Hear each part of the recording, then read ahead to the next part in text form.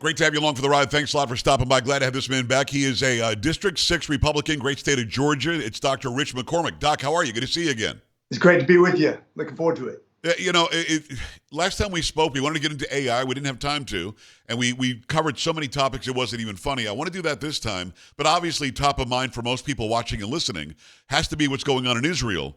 And I'm watching it, and it was the strangest thing over the weekend. I just wanted to see if I'm characterizing it right, and I wonder what your response was as well. I'm watching it, and Iran appeared to send a bunch of drones over, and then a bunch of rockets, and then they said, "Okay, we're done. Hey, U.S., don't get involved." I mean, that's what it seemed to be to me. Is that what happened?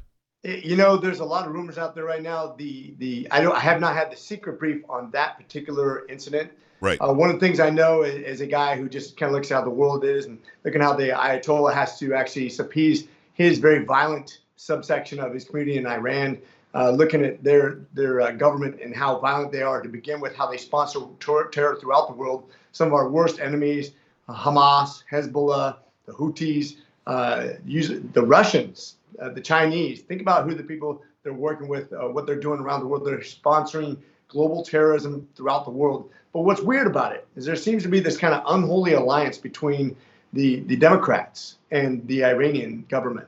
If you look at what this goes all the way back to Obama, when we delivered huge pallets of cash to them unexplainably, right? And see what's happened with that cash, and look at I think around $16-17 billion that was freed up by the Biden administration to go to Iran, which they've used to sponsor terror once again. All the drone attacks they've had against our installations, including the one that killed 3 Georgians. Right. Think about what they've done with this particular incident. Of course, Israel chose to reach out and put an end to some very bad characters, and this was their response to maybe appease those very violent sections of their population. But what's weird about it, it seemed to be somewhat limited in scope. It wasn't successful, obviously, and they said, "We're done. Please don't fire back." Yeah. The British didn't escalate. The Americans didn't escalate. And ironically, even the Israelis showed rare restraint. So it almost seems like a show, which is a very expensive show, but the Jordanians helped us out. The Iraq's government helped us out, shooting down these drones and missiles, and then they were ready for it. I'm wondering how much of this is really a show versus something much more nefarious. And I'm worried about us not reacting, actually putting this drone production out of order, putting their energy production out of order, attacking them cybersecurity the same way they attack us. Let's put this on the scope of a world scale and how it affects us long term. Dr. Rich McCormick, he is a U.S. Representative, District 6 Republican, great state of Georgia, on the Foreign Affairs Committee, the Middle East Subcommittee as well, so you know a whole lot about this. As we're watching it unfold, what doesn't make sense to me, and you alluded to this a little while ago, Obama's not a dumb guy. I disagree with him on almost everything, but he's not dumb. Biden, whoever's running that administration, they're not dumb. I mean, Biden himself is not lucid, I think, most of the time. But having said that, what do you think the reason is behind giving them money? Pallets of money, why? They have to, in the back of their minds, be thinking, this makes sense because. Rich, what is the because? Yeah, I'm worried about the conversations that are happening behind closed doors. I heard a rumor recently that this was kind of a pass-through through other governments that are involved in these negotiations, that as long as Iran did a limited scope attack that we could defend and nobody dies, that there wouldn't be retaliation. To have that sort of attitude, that is so weird, towards a bad player just is bizarre to me. And this idea that I guess we're trying to avoid a world war, I get that. But are we waiting for a commensurate response to Iran once they are a commensurate world power, once they have the ability to hurt us? I think if you talk about Clausewitzian warfare, all the things we study in war college, right, in command and staff, all the things that military leaders are supposed to study, the problem is when you have presidents who are the commander-in-chief, the highest ranking military official we have, who are making decisions that don't really coincide with the way we're trained. I think now's the time to take out their production of drones and cruise missiles and their ability to support foreign national governments that are against us and against our interests and against our allies. This is the time to act and come down with a hammer so that we don't have these problems in the future. Look at what Reagan did with Libya. Yeah. How he basically killed one of Muammar Gaddafi's sons, almost killed Muammar Gaddafi. He was lucky to escape, and he became nothing but a pussycat after that. And it worked. They respond to strength always. That's what that region of the world responds to. It is Dr. Rich McCormick. He, of course, an ER doctor, also U.S. Representative, District 6 Republican, great state of Georgia. Adam Kinzinger, for some reason, put out some video going on and on about how Trump did not keep Iran in line. And I remember, well, actually, I think my response to Kinzinger was, why don't you ask Soleimani? So, President Trump had Iran scared to death, had Syria scared to death. He had the entire globe going, what are we going to do with this guy? Because he might take action if we act badly. Would you disagree as wholeheartedly as I do with Adam Kinzinger? You're 100% right.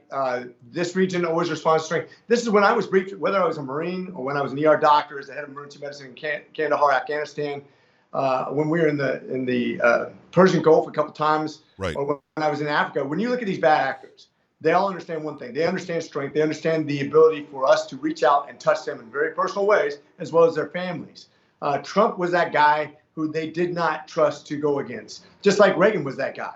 Right. If at any time I'm going to take off the gloves and thump on you, drop the mother of all bums. Remember that? The Moab? Yes. Remember that every time that that you had the tribal areas in Afghanistan react in a bad way, Trump would basically kill bad guys.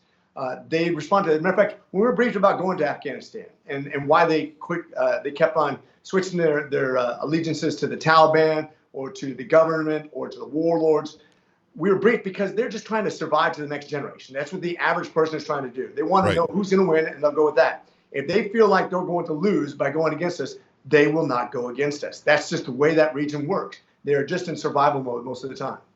I believe in Islamic theocracies, the actual number is if they have twice your strength, you don't take them on.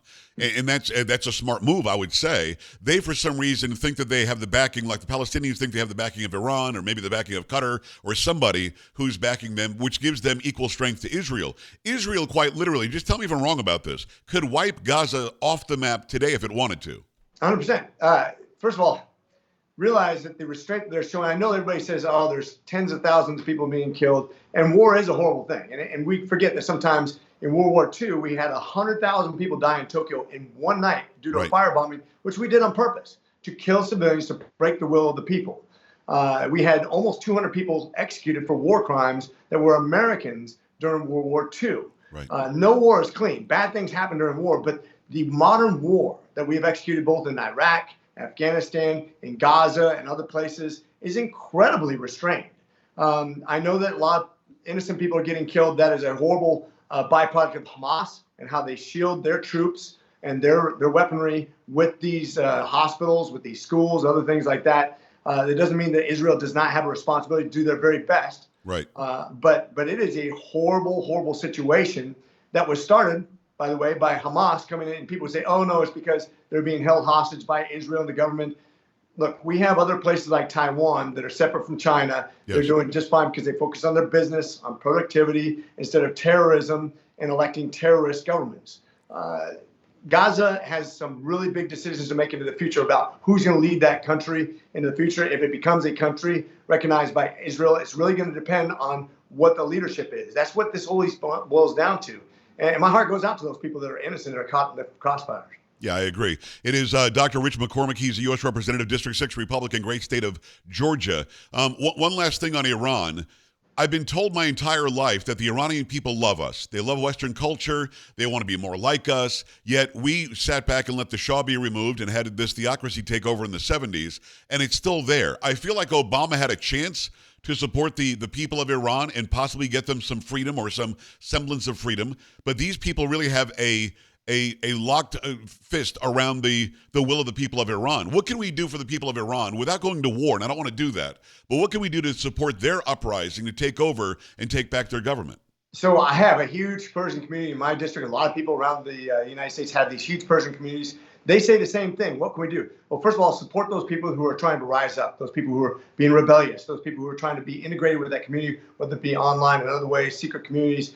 Let's do what we can to subvert this nasty theocracy that's trying to spread world hatred and violence. Let's make sure that we're funding those kind of people, that we're actually going out there and speaking openly against that government regime, that government that's supplying. Take out their energy production by underselling their energy. Yes. If you look at what they're producing right now, it's twice that of what they did in far as billions of dollars that they did during the Trump era. We haven't done anything to really put the clamp down on embargoing against them. We haven't done anything against their drone production, which has been used directly against us and our allies. I tell you what, I give them a warning. I'm like, if we find your weapons in the hands of people who we know can't buy them, that means you're disseminating and encouraging people who are our enemies to kill Americans and to kill American allies. I will not accept that. I will take out your production one way or another. And I don't care what's on that city block next to your drone production. I don't care what's on your city block next to your cruise missiles. And I don't care if your energy production gets destroyed in the process too, which, as a matter of fact, might be a very good thing. And once they realize we're not going to play around with them, take the gloves off. You're my enemy. You are supporting people who are violent people who are trying to kill Americans. Then they will understand and they will stop. And if they don't stop, we will make them stop. We can do that. Did Obama miss an opportunity? Oh, my gosh. He didn't only lose an opportunity, he encouraged the bad behavior by giving them money with no repercussions. It is Rich McCormick. I agree with you wholeheartedly. U.S. Representative, District 6 Republican, great state of Georgia. Let's do a hard shift of gears here. Last time we were going to talk about AI. Since I spoke with you last, I actually downloaded a program, or I'm on a website now, that I can get some B-roll video and make some really cool videos for my social media.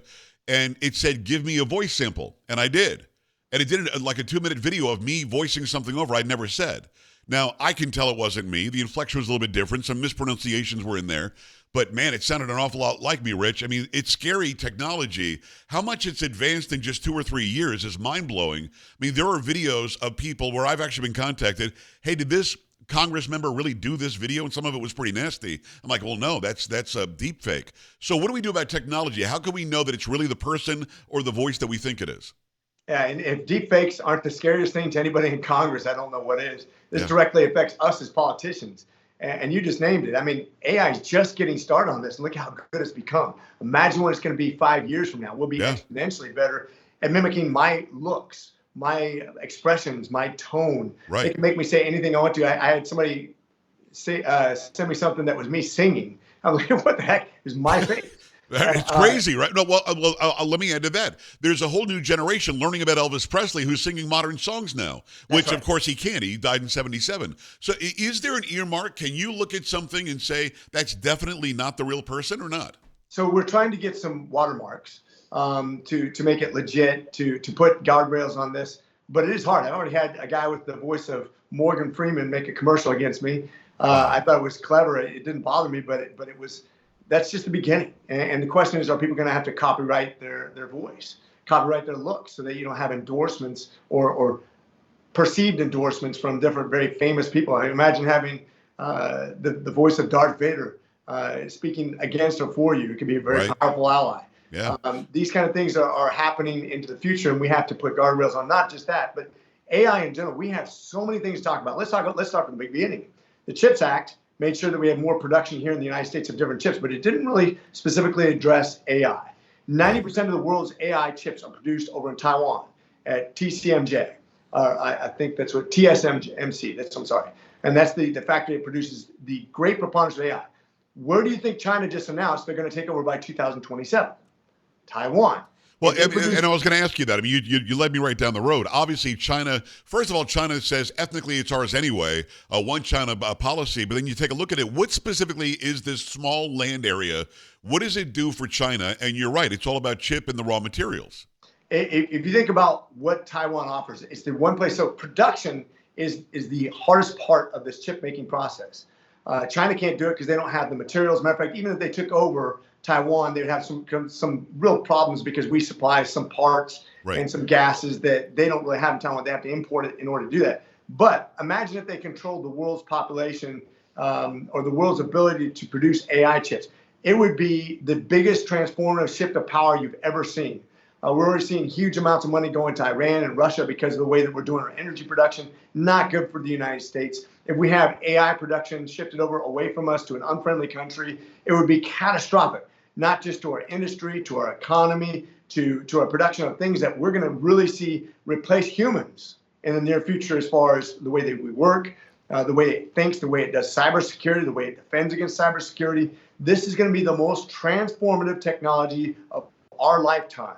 And they would control the majority of it. And that's a very scary thought. The other 10%, by the way, is mostly produced in South Korea, which is also right next to China. It is a U.S. Representative, District 6 Republican, great state of Georgia, Rich McCormick, also a doctor, also a Marine. I want to circle back to where we started, if you don't mind, and keep me updated on the AI stuff, because it's scary. I mean, a guy like me, I make my living with my voice and with my face, and if somebody can steal that, why would you even have to hire me? I mean, that would be ridiculous. And there's one saved ground on that, too. As far as the production of the chip-making manufacturers here in the United States, it's being held up. And one of the reasons that these billions of dollars of production of these chip-making factories in America is being held up because Biden attached all the funding, all those grants to make these chips out of the CHIPS Act to DEI.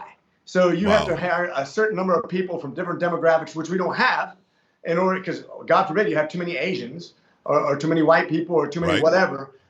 So if you don't have the right mix, then you can't do it. Well, what factory is going to say, I'm going to produce a $1 billion site and then not have the right people to man it? So they're slow rolling this at the worst possible time because, once again, DEI, the same way that it's had a negative effect on the way we invest with your retirement plans, or the way that schools are conducting, or the way medical schools are actually admitting people. DEI has its fingers all over everything, and it's been horrible for American society. It's holding us back from advancing in a very natural, capitalistic way that keeps our leading edge technologies in the hands of the United States rather than somebody else, because we have to reward those people that are hardest working, smartest, most innovative. That's what made America great to begin with. I don't care what you look like. I'm here for you as long as you want to work hard and have great ideas. And they're doing it on purpose, and this is not about meritocracy anymore. They're trying to get rid of that because that's easier to control us if we don't just achieve by our hard work and our blood, sweat, and tears. It is Dr. Rich McCormick.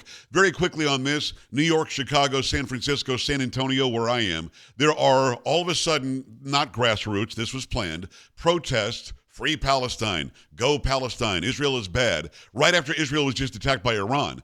These people are claiming that it's some sort of a peaceful assembly. It's not. They're blocking roads. That's against the law. What can we do about this, either from the House or on the state level, to stop allowing these people to take away the freedom and liberty of everybody else they're locking up on these bridges and on these roads? Yeah, I think the local government needs to get very hard on them. And I will say this, too. There's some people out there that are very peaceful. They're trying to do the right thing. I had some Christian Palestinians come into my office the other day making a plea. Please look out for us. Please realize there's more than just violent people over there. I get that. Yeah. But these people that are hateful, who are malicious, who want to see an end to Israel, that literally have Israel flags taped to the bottom of their shoes. They won't stand for the flag. They won't say the Pledge of Allegiance because they believe in Palestine more than they believe in anything in the United States. They're here with nefarious intent. These are the same kind of people who cheer when something bad happens to America. Yes. That should never be one of those things we celebrate. That should never be something we sustain. We need to make sure that people who are like that, who are negative impactors in our society, are not rewarded for their bad behavior. There are laws that can be instituted. There are laws that we already have on books to cull that so that it's not disruptive to those people of us that want to be productive in society and live a good life. Doc, I appreciate you coming back on. Go to McCormick.house.gov. He's U.S. Representative District 6 out of the great state of Georgia. Thanks a lot for coming back. Let's talk again soon. I appreciate you. Semper Fi. All right, Semper Fi. We're back after this. Stay right here.